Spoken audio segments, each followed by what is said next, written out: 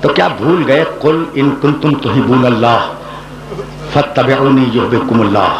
اگر اللہ سے محبت ہے تو محمد رسول اللہ کی پیروی کرو، اللہ تم سے محبت کرے گا. وَلَكُمْ فِي رَسُولِ اللَّهِ أُسْوَةٌ حَسَنَةٌ. دیکھو یہ جو ہمارا رسول ہے یہ تمہارے لیے نمونہ عمل ہے. یہ جیسی نماز پڑھے ویسی نماز پڑھو، یہ جیسا روزہ رکھے ویسا روزہ رکھو، یہ جیسا حج کرے ویسا حج کرو. ٹھیک ہے نا؟ یعنی رسول جو کر دے وہ حجت ہے. ٹھیک. بہت سی نمازیں ایسی ہیں جو کچھ زور سے ہیں کچھ آہستہ ہیں. ٹھیک ہے نا؟ اچھا، مرد کے لیے حج میں احرام ہے، عورت کے لیے احرام نہیں ہے. مرد کے لیے سونا پہننا حرام ہے، عورت کے لیے مستحب ہے، زیور کی صورت میں مستحب ہے. تو کتنے فرق ہیں عورت اور مرد کے احکام میں.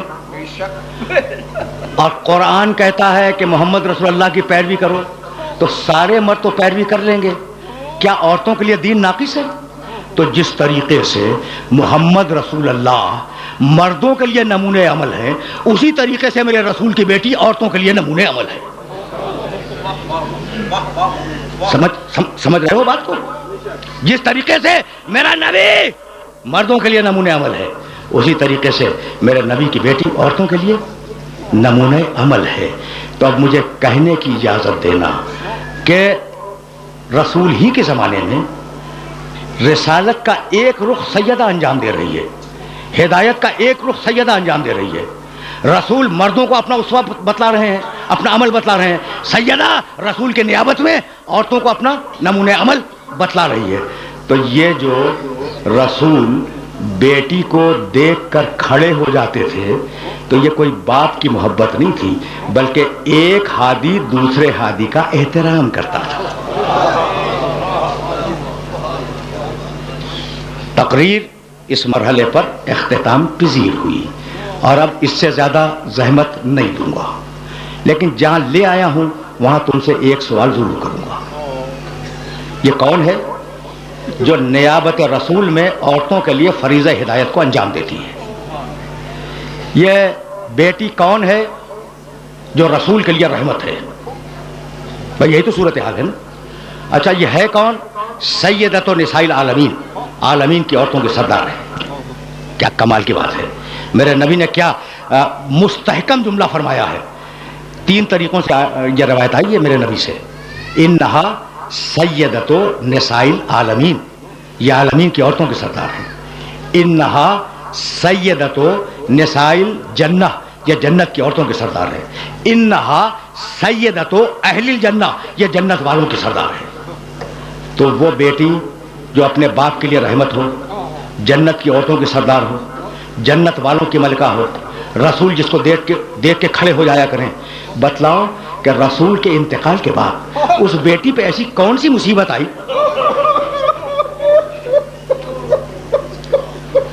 اجرکم اللہ. دیکھو، میں نے تو ایک سوال کیا تھا اور تمہاری آوازیں بلند ہو گئیں. اب زیادہ زحمت سماعت نہیں ہے، میں بہت کم مصائب پڑھنے کا عادی ہوں، انتہائی کم مصائب پڑھتا ہوں. لیکن ایک جملہ سننا.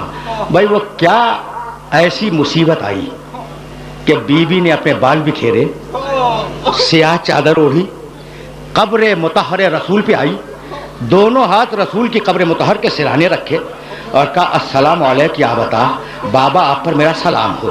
اور یہ کہہ کے وہ شعر پڑھا صبت علیہ مصائب لو انہا،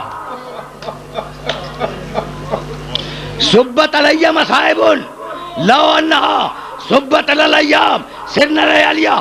بابا مجھ پر وہ مصیبتیں پڑی کہ اگر روشن دنوں پہ پڑتی تو وہ تاریک رات میں بدل جاتے. اجرکم اللہ. یہ جملہ کہا، آرام سے سن لو، کچھ جملے سن لو. یہ جملہ کہا، بی بی اپنے حجرے میں آئی، شکایت کر کے باپ سے اپنے حجرے میں آئی، اور اب بیوی نے اپنے باپ پر گریہ شروع کیا. صبح ہے، بیوی اپنے باپ پہ رو رہی ہے، دوپہر ہے گریہ کر رہی ہے، شام ہے گریہ کر رہی ہے. ایک دن بیوی اپنے مسند سے ٹیک لگائے ہوئے لیٹی تھی. اتنے میں علی آئے. بنت رسول، آپ پر میرا سلام ہو. اور بنت رسول سننا بھائی، مدینے والوں نے آپ کو سلام کہا ہے اور کہا ہے کہ آپ اپنے رونے کے لیے کوئی وقت معین کر لیں، اس لیے کہ آپ کے رونے سے ہمارے کاروبار دنیاوی میں خلل پڑتا ہے۔ فتنفست السعداء، شہزادی نے ایک ٹھنڈی سانس لی اور کہا ابو الحسن مدینے والوں سے کہہ دیں کہ ان کے رسول کی بیٹی انہیں زیادہ دن پریشان نہیں کرے گی۔ ابو الحسن کہہ دیں کہ ان کے رسول کی بیٹی انہیں زیادہ دن پریشان نہیں کرے گی۔ ابو الحسن یہ پیغام تو تھا مدینے والوں کے لیے، اور آپ سے ایک خواہش یہ ہے کہ آپ میرے لیے جنت البقیع میں ایک حجرہ بنا دیں جس میں میں اپنے بچوں کو لے کر جایا کروں اور اپنے بابا پہ گریا کروں۔ علی نے اپنے ہاتھوں سے جنت البقیع میں ایک حجرہ بنایا۔ بی بی کا، جس کا نام بیت الحزن ہے، بی بی کا یہ دستور تھا کہ صبح سویرے اپنے بچوں کو لے کر اس حجرے میں تشریف لے جاتی، حسن، حسین، زینب، ام کلثوم۔ دوپہر تک بیٹھ کر اپنے بابا پہ گریا کرتی، دوپہر میں اپنے بچوں کو لے کے آتی، کھانا کھلاتی، حوائج ضروری سے فارغ کرتی، اس کے بعد پھر بچوں کو لے کے جاتی، شام کو پھر واپسی ہوتی۔ دن گزرے، ہفتے گزرے، مہینے گزر گئے۔ اب جملہ سننا، ایک دن بی بی اپنے بچوں کے ساتھ گھر میں داخل ہو رہی تھی اور علی گھر سے باہر جا رہے تھے۔ ایک مرتبہ علی کی نگاہ پڑی شہزادی کے چہرے پر، کہنے لگے کہ بنت رسول، جس دن سے آپ کے بابا کا انتقال ہوا ہے اس دن سے میں نے آپ کے چہرے پر خوشی نہیں دیکھی، یہ آج آپ کے چہرے پر خوشی کے آثار کیسے ہیں؟ بی بی نے ٹھنڈی سانس لی اور کہا ابو الحسن کیا پوچھتے ہو؟ روتے روتے مجھے نیند آ گئی تھی، میرا بابا میرے خواب میں آیا، اس نے مجھے اپنے سینے سے لگایا، میرے سر پہ ہاتھ پھیرا اور کہا کہ بیٹی تیری مصیبتوں کے دن اب ختم ہو گئے۔ تو ابو الحسن یہ جو تم چہرے پہ خوشی دیکھ رہے ہو یہ میرے بابا سے ملنے کی خوشی ہے۔ آرام آرام سے کچھ جملے سن لو، میں ظاہر ہے کہ طویل مصائب نہیں پڑھا کرتا، لیکن جب بات آ گئی ہے تو جی چاہتا ہے کہ دو جملے شہزادی کے سلسلے میں عرض کروں اور تم سے اجازت لے لوں۔ یہ کہہ کر بی بی حجرے میں داخل ہوئی اور یہ کہتی ہوئی داخل ہوئی کہ ابو الحسن میری خواہش یہ ہے کہ آج آپ میرے پاس بیٹھ جائیں تاکہ میں وصیتیں کر سکوں۔ علی باہر جا رہے تھے، پلٹ آئے، حجرے میں آئے، کہا ابو الحسن دونوں بچیوں کو کنیز کے حوالے کرتے ہیں تاکہ بچیاں کنیز کے ساتھ چلی جائیں، مجھے آپ سے وصیتیں کرنی ہیں، اور دونوں بیٹوں سے کہیں کہ جائیں نانا کی قبر مطہر کی زیارت کے لیے۔ بچیاں گئیں کنیز کے پاس، حسن و حسین گئے نانا کی قبر کی زیارت کے لیے۔ شہزادی نے کہا ابو الحسن دروازے کو بند کر دیں۔ علی نے دروازہ بند کیا، آ کر شہزادی کے پاس بیٹھ گئے، کہا بنت رسول اپنی وصیتیں بیان کریں۔ کہا ابو الحسن میری پہلی وصیت تو یہ ہے کہ اگر میری خدمت میں کوئی تقصیر ہو گئی ہو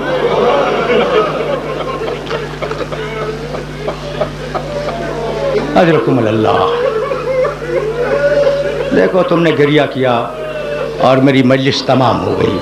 ابو الحسن اگر میری خدمت میں کوئی تقصیر ہو گئی ہو تو آپ قیامت کے دن کوئی مواخذہ نہ کیجیے گا، یہی معاف کر دیں۔ کہا نہیں بی بی تم سے آج تک کوئی تقصیر نہیں ہوئی۔ کہا ابو الحسن میری دوسری وصیت یہ ہے کہ میرے مرنے کے بعد میرے چھوٹے چھوٹے بچے یتیم ہوں گے، اگر ان سے کوئی لغزش ہو جائے تو ان سے ڈانٹ کے بات نہ کیجیے گا۔ علی کانپنے لگے، کہا بنت رسول تمہارے بچے صاحبان تطہیر ہیں، ان سے کسی غلطی کا امکان نہیں ہے۔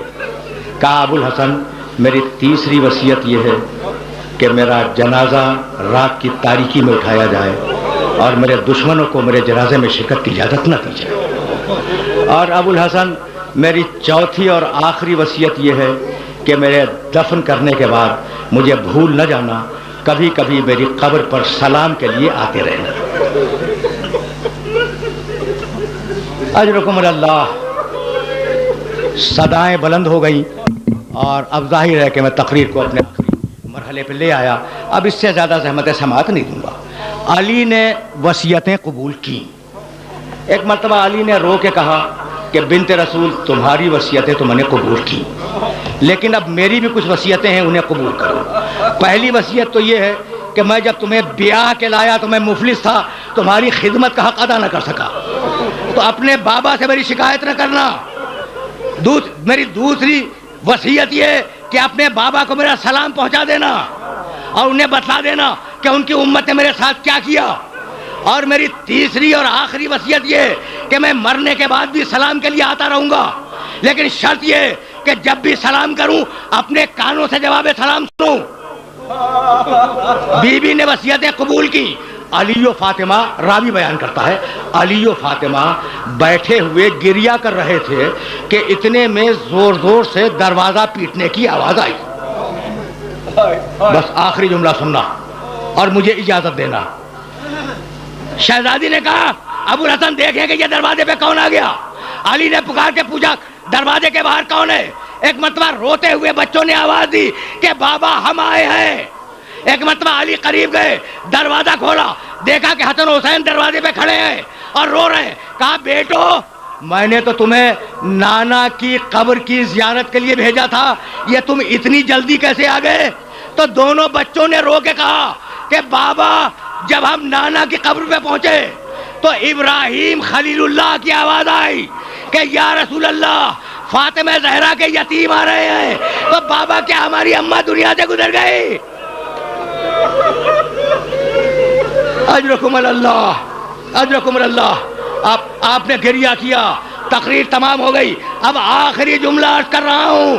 अली और फातिमा ने वसीयतें की और अब अली बाहर आए। अली बाहर आए, मस्जिद में बैठ गए। शहजादी ने कनीज से कहा, यह मेरी तकरीर का आखिरी जुमला है। तुमने गिरिया किया, मजलिस तमाम हो गई। और तुम जानते हो कि मैं तवील मसाइब नहीं पढ़ा करता, आज मैंने बहुत मसाइब पढ़ दिए, फकत आखिरी जुमला सुनो और मुझे इजाजत दे दो।